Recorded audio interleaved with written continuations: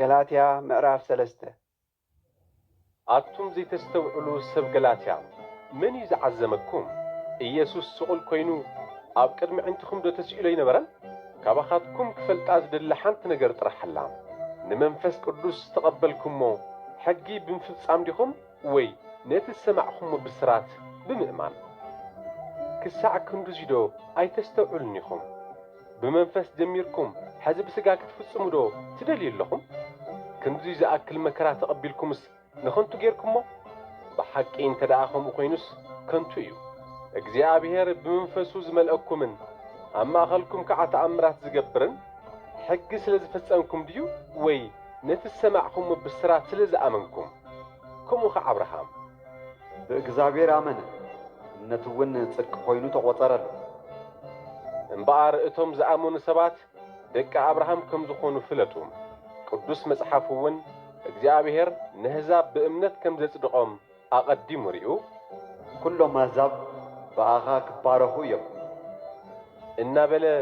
ኣቐዲሙ ንኣብርሃም ኣብሰሮ ስለዚ እቶም ዝኣምኑ ሰባት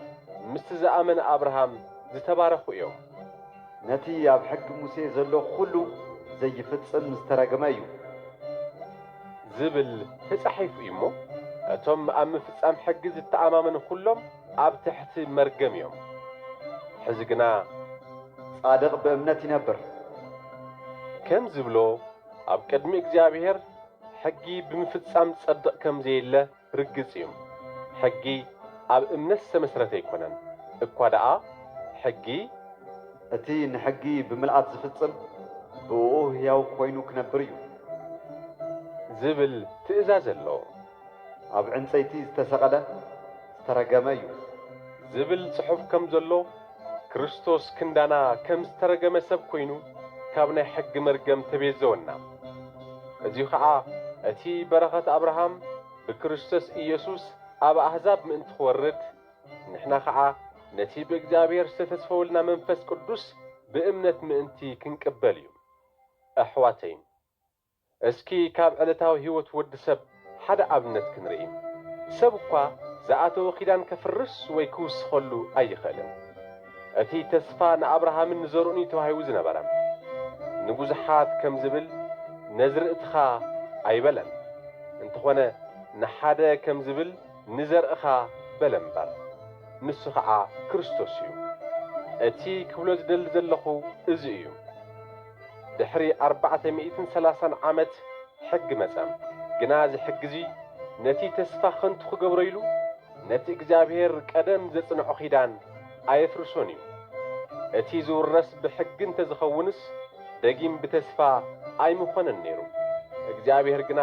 ንኣብርሃም ብተስፋ እዩ ዝሃቦ ሕጊ ደኣ ንምንታይ መጸም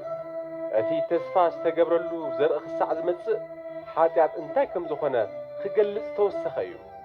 ብመላእኽቲ ተቢሉ ብኢድ እቲ ዓራቒ ዝኾነ ሰብ እዩ ዝተውሃበ እቲ ዓራቒ ኣብ መንጎ ክልተ ወገን እምበር ንሓደ ኣይኸውንን እግዚአብሔር ግና ሓደ እዩ እምበኣር ሕጊ ነቲ ብእግዚአብሔር ዝተዋህበ ተስፋ ይቃረን ድዩ ፈጺሙ ኣይቃረንን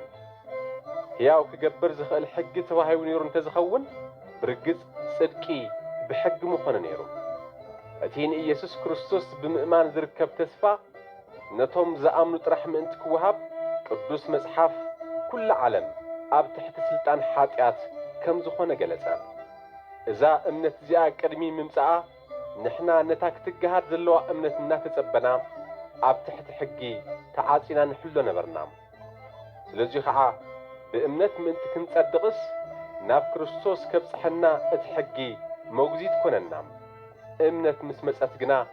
ደጊም ትሕቲ መጉዚት ምዃን ኣየድልየና ንኢየሱስ ክርስቶስ ብምእማን ኩልኻትኩም ውሉድ እግዚአብሔር ኢኹም ብክርስቶስ ተጠመቅኩም ኩልኻትኩም ንክርስቶስ ለቢስኩምሞ ኢኹም ኩልኻትኩም ብክርስቶስ ኢየሱስ ሓደ ኢኹም እሞ በዚ ኣይሁዳዊ ወይ ግሪካዊ ባርያ ወይ ጭዋ ተባዕታይ ወይ ኣንስተይቲ ዝብል ኣፈላላይ የለን እምበኣር ናይ ክርስቶስ ካብ ኮንኩም ደጊም ዘርኢ አብርሃም ኢኹም ከምቲ ተስፋ እውን ወረስቲ ኢኹም